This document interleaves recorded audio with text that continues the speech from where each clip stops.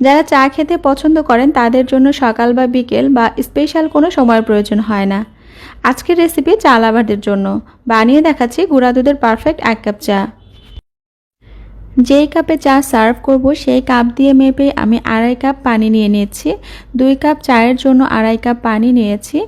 এখন দিয়ে দিচ্ছি গুঁড়া দুধ। 4 টেবিল চামচ পরিমাণ গুঁড়া দুধ নিয়ে নিয়েছি। একটা চামচ দিয়ে গুঁড়া দুধটা পানির সাথে খুব ভালো মতো মিশিয়ে নিতে হবে। নর্মাল রুম টেম্পারেচারের পানি আমি ব্যবহার করেছি, আপনারা চাইলে কুসুম গরম পানিও ব্যবহার করতে পারবেন। দুধটা খুব ভালো মতো মিশে গিয়েছে। এখন চুলায় বসিয়ে দিয়েছি।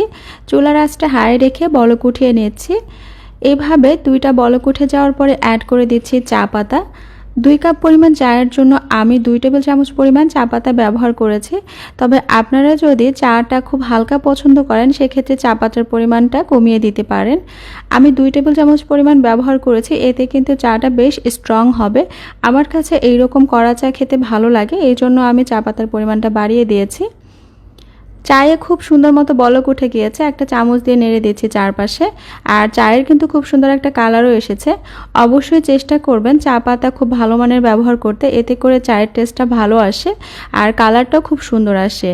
এইভাবে প্রায় 1.5-2 মিনিটের মতো বলক উঠিয়ে নিয়েছি। তারপরে দিয়ে দিচ্ছি স্বাদ মতো চিনি। আমি এখানে ব্রাউন সুগার ব্যবহার করেছি, আপনারা সাদা চিনিও ব্যবহার করতে পারবেন। চিনিটা দেওয়ার পরে আরও 1.5-2 মিনিটের মতো এইভাবে বলক উঠিয়ে নিলেই চাটা বাস রেডি হয়ে যাবে।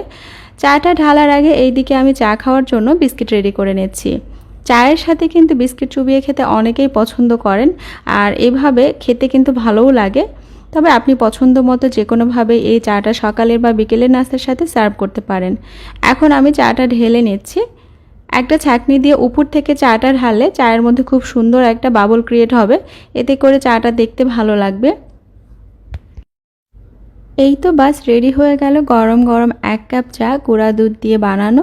আশা করছি আমার চায়ের রেসিপিটি ভালো লেগেছে। রেসিপি কেমন হয়েছে কমেন্ট করে কমেন্ট বক্সে জানাতে পারেন। আরও নতুন রেসিপি পেতে আমার চ্যানেলটি সাবস্ক্রাইব করে পাশে থাকবেন। সবাই খুব ভালো থাকবেন। আজকের মতো বিদায় নিচ্ছি। আল্লাহ হাফেজ।